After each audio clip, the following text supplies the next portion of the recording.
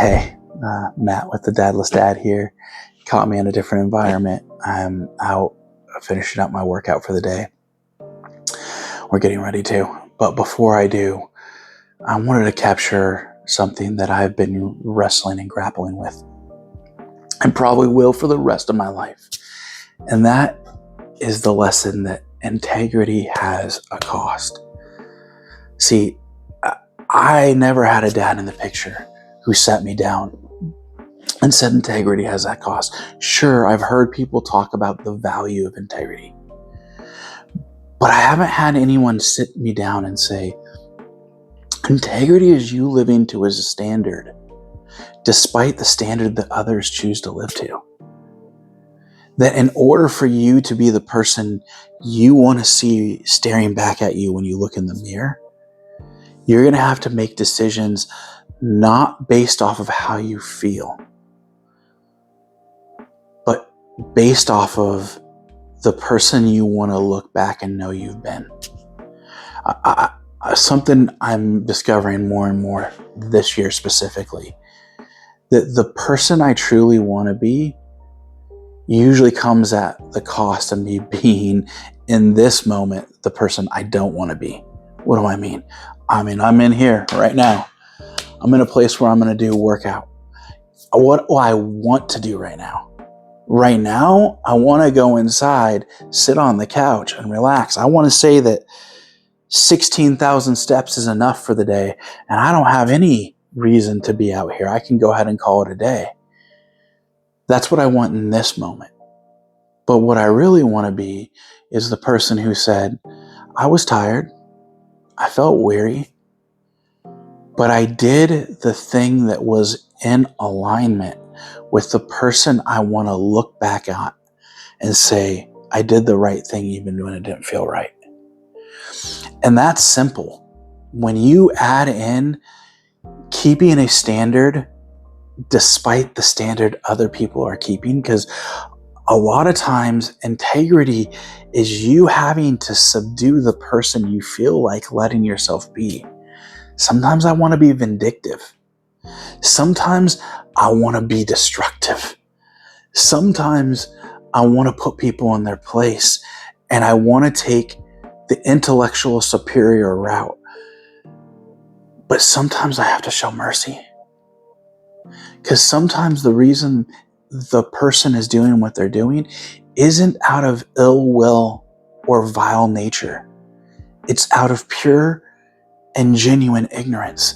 They don't see what I see.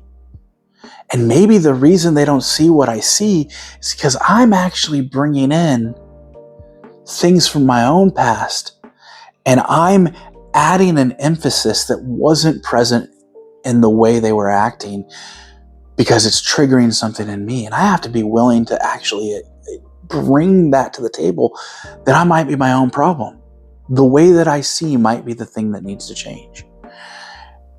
In Proverbs, it says, better is one who controls their own anger than one who takes a city.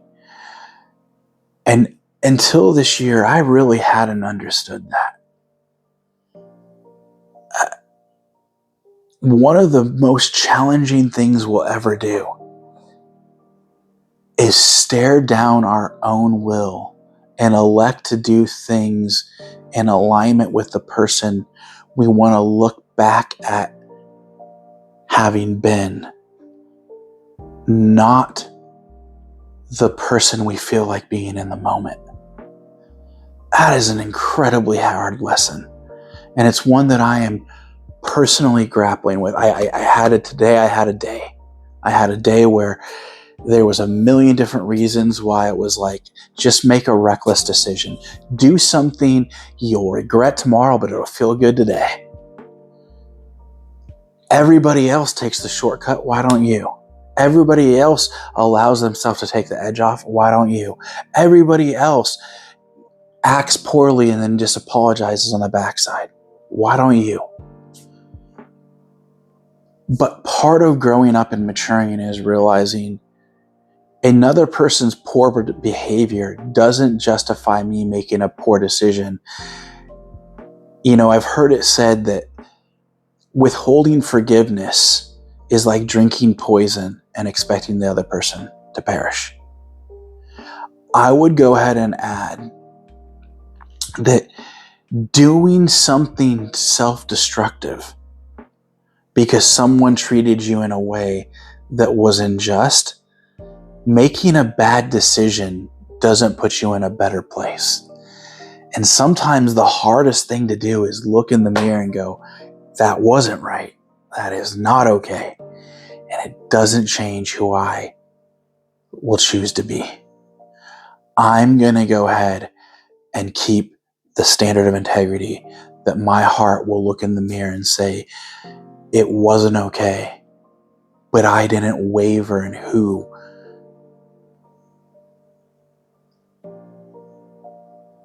I am proud to be. And I don't mean pride like prideful. I mean the person I look back and I go, that was hard, but I feel pure in my heart in the way that I interacted in that conversation. I feel pure in the way that I moved about and navigated. Did I do it perfectly? Of course not. But I made more good decisions than I made bad.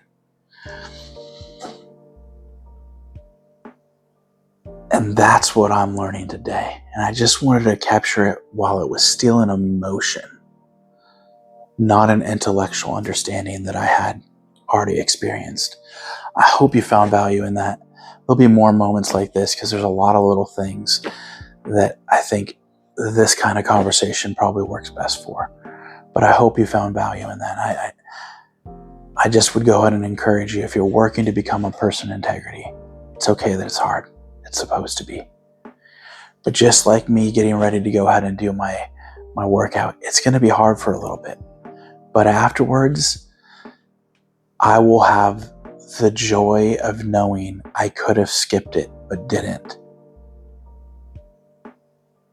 for the rest of the evening.